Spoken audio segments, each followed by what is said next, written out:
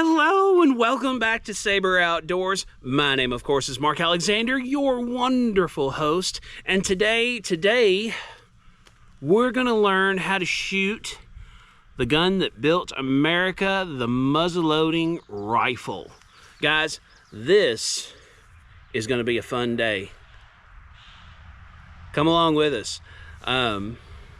So we have a Traditions 50 caliber break action rifle here in front of us. Now, I will tell you, this is an iron sights gun. That means there's a sight on the back, a sight on the front. This, of course, I said it was a break action gun. It has a hammer on it, trigger. It's set up more like a traditional gun like you would expect. It doesn't have a bolt like a bolt action or like some of these Blackpowders have, but this has a safety right here. Now, if I break this open, you can see there's no chamber. There's not a bullet that I load in. That's because this is a muzzle loading rifle. That means we load it from this end. And guys, we will show you that process later. But right now, the gun is completely safe on top of having the safety on. There's not a cap in here, so there's nothing to make any kind of spark in order to shoot this weapon. So this is as safe as this weapon could possibly be. But guys, I'm going to show you the tools of the trade, as it were, to shoot one of these classic style guns. All right, guys, so laid before us are the tools of our trade. I've already showed them the gun. Okay. Laid before us are the tools of our trade, the things that we will be using. I want to explain these to you separately from actually loading the gun. That way, when I say we're going to be using the ball starter, the powder measurer, the caps, the blah, blah, blah, rah-tee-dah, you will understand what piece or part we're working with. So, first off, we need powder. Now, we have a big pound of powder here, but this is a nice small setup. This will shoot all the times we probably will shoot today. So we're going to use this smaller amount, but always make sure you're using black powder, not smokeless powder. Smokeless powder is the kind of powder that you would see in regular firearms, and it will ruin your gun, blow the barrel up, and possibly kill you. Always use black powder in black powder rifles. But now, how are we going to measure that? We use this right here. Now, you can see it has a graduated measure. Now, it is an open end to pour your powder in. Then you can switch it over to this pour in order to pour it down into the barrel. Now, after that, you have your patch, or in this case, a sabot, and your bullet. Now, you will take your bullet and put it in your patch or your sabot. You will stick that in the end of the barrel. Sometimes you can push it down with your thumb, but most of the times not. You will use this, which is a ball starter. This is a store-bought ball starter, but I am going to use this handmade ball starter. It was made out of a doorknob and a short piece of wood, and it fits over top of this bullet real good to start it down in there. And then we will use what's known as the ramrod. That is the one item I don't have here on my table because it's kind of a large, awkward thing for this particular shot. But we will take that and we will put the bullet completely down and onto the thing. Here is the ramrod for the weapon that we will be using. It is longer than the length of our barrel, if I'm not completely mistaken. And that's because this will have all the powder and the bullet on top of that. And we will be pushing it down with this end right here, I believe. Mm-hmm. And we will push that home with this ramrod. Now, after that point, we will need something to set off the explosion in order to shoot the gun. Now, in the ye old pioneer days, they had a flint and steel that would strike and make a spark, and cause a charge to go off that way. That was slow and inconsistent. Then they switched to number 11 primer caps. Those are starting to go by the wayside, but we do have a small supply of them here, because some of the guns that you might find out in the wild of the world still use a number 11 cap, which is just these little caps. You can see those through that clear plastic. But this gun in particular, it uses a 209 shotgun primer. It uses these right here. This is what a lot of modern black powder rifles shoot. And I have no preference one way or the other myself. They all fire the gun. But speaking of firing the gun, let's shoot the gun so that we can reload it. All right, guys, so out there I've got just a steel gallon bean can that used to be a hobo stove, but it's a little bit burnt out and wore out, so I'm going to sacrifice it for this video. But guys, always ear protection, always. Because even though this is a black powder weapon, always protect your hearing. You know, you can get a new leg, you can get a new shoulder, a new hip. You can't get new ears. Take care of them. We're going to break our barrel open, put our cap in,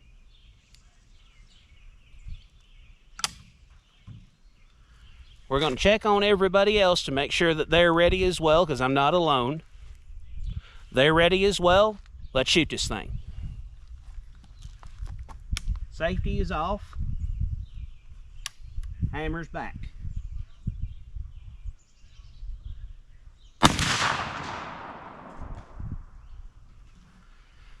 Well, I saw that can go flying. Let's see what I did.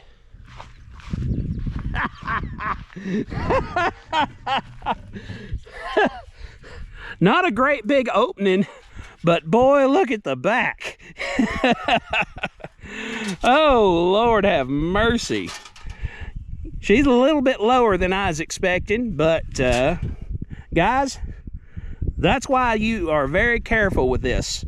Yes, it's a black powder. Yes, black powder technology is hundreds of years old, but it works. It works. So guys, we're going to show you how to reload this right now. Guys, we are ready to start reloading this gun. First things first, always put your gun on your foot. That is away, and also never point the barrel towards your head. We're dealing with explosives.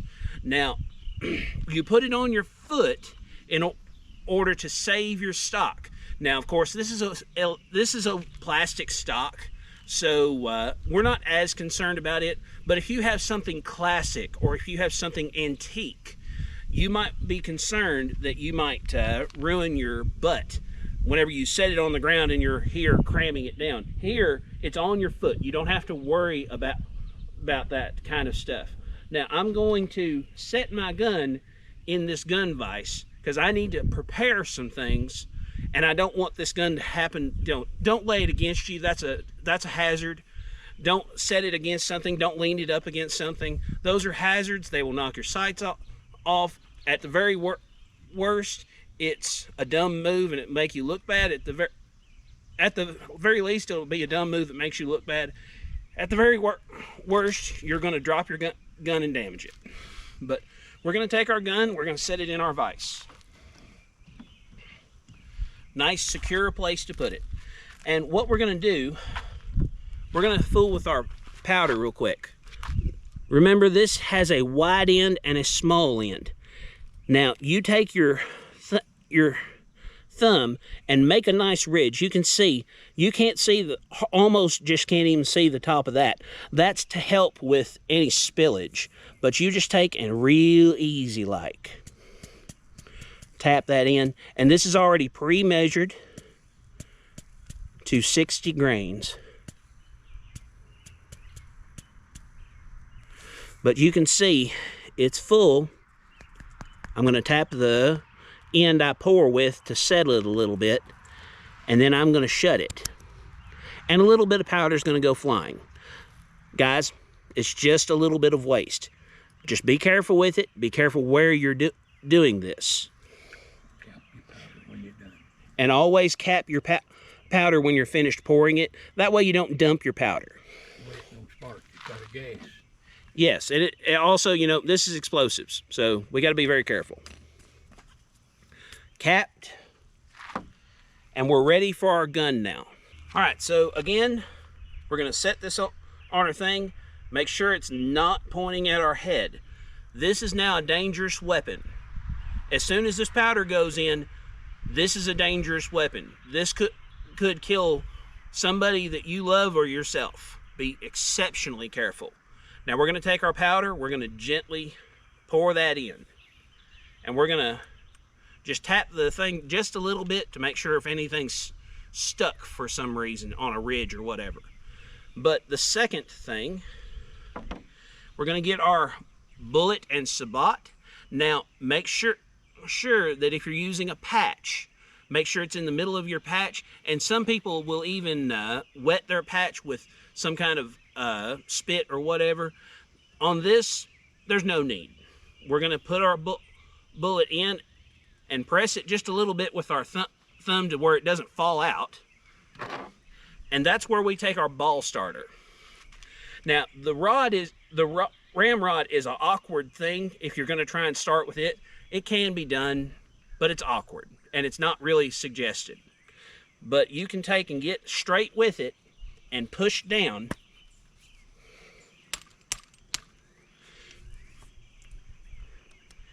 And that's started. Now we are ready for the ramrod. We have extended it just a little bit. This is a certain feature of this ramrod, and we're going to make sure that it's plenty tight so that it doesn't mar the threads as we're doing this. Gently get it down in there. Again, away from your head, and make sure it's seated. And you'll take your rod and make sure it's, whoops, almost messed it up. And we'll throw it down to make sure it's good and seated. Twice. When it bounces up, it's seated.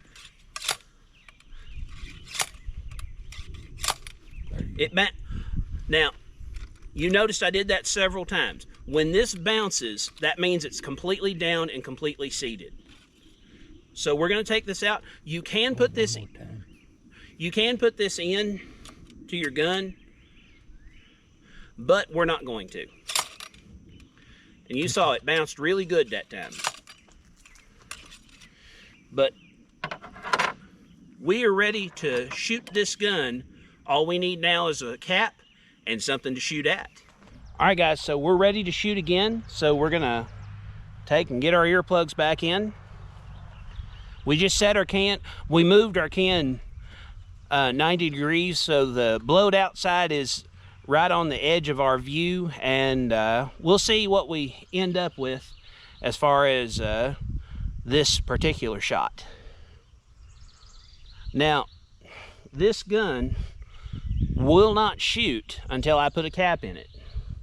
Now, you noticed the caps have not made an appearance.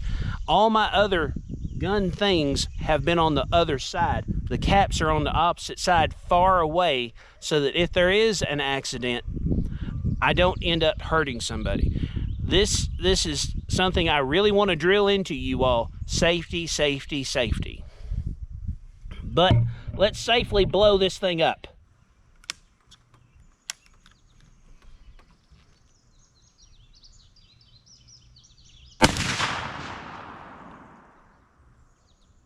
Guys, I think I see daylight, but it didn't go nowhere. Let's go give it a look. And then we're going to start blowing some stuff up.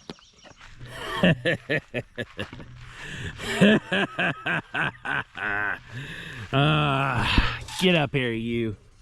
Look at that.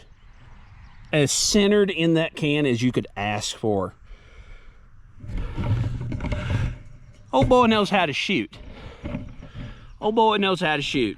Now, this is not my gun. I did not set these sights, but you just saw me lay the smack down on this thing. By the way, I discovered why it made such a large hole.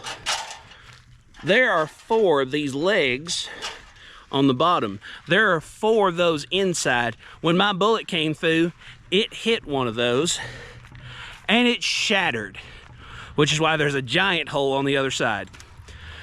But guys, we're gonna start blowing cool stuff up. I'm gonna put you watching the targets, not me. Well guys, I found a convenient rut where I shot last. So we're gonna try our luck shooting at a cabbage, not a cabbage head, a lettuce head. But I'm gonna leave you here to watch the destruction.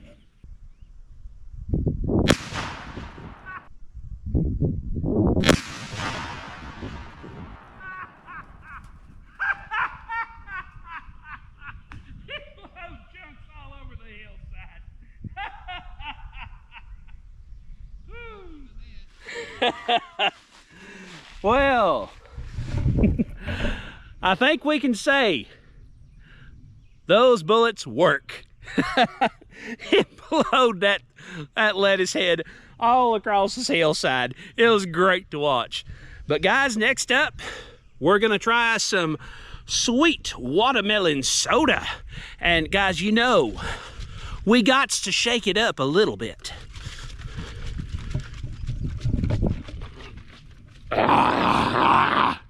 Okay, cool. Let's see how far this one blows up.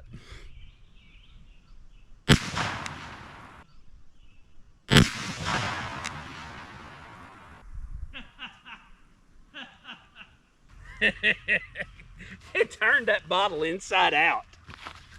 And I hit the cabbage again too. Nice, nice. But guys, I think that's enough destruction. Let's head back to the truck and talk about this. All right guys, so we have our gun here. Now, our gun has been shot, so our gun is safe right now, but this is a demonstration for what do you do if you shoot the gun and the gun doesn't go off. You don't see that big classic bloom of smoke at the end of the barrel. What do you do? This is what you do. So we've got a cap in the gun. We're gonna put her on fire, undo the thing, and shoot our cap just like we would, like this was a real situation.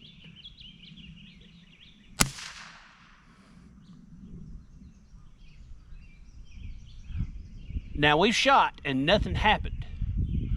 The first thing to do, don't let go of the gun, because this could go off and be at a delay.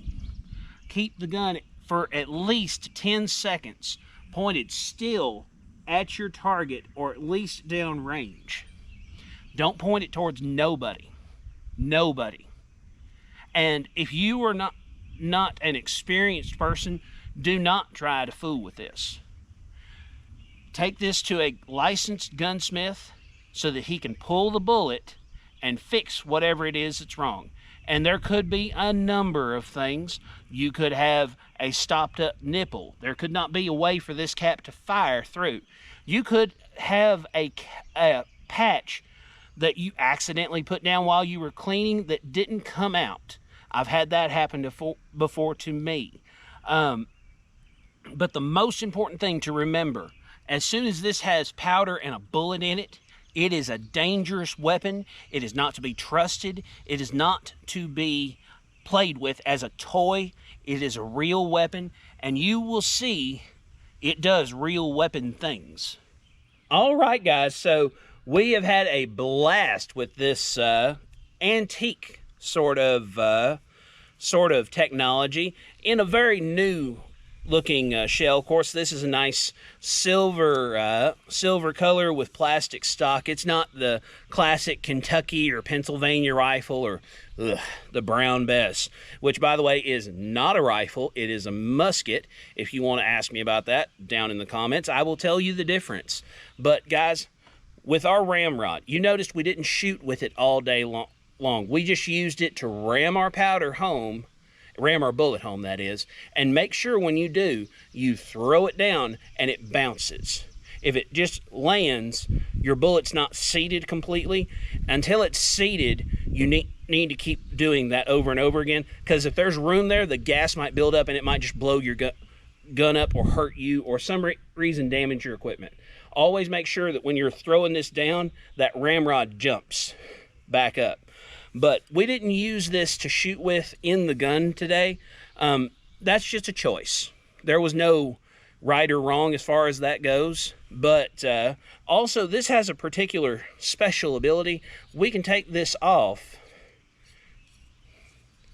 and flip it around in order for it to be the proper length for the gun. Or we could flip it over like we have had it the rest of the day in order for it to be good to use with the gun. More not appropriate, more easier to do. But you can see the ramrod stores directly under the barrel on every single one of these that I've ever seen. I've never seen one that didn't at least have storage for here. Whether you use it or not, that's your business.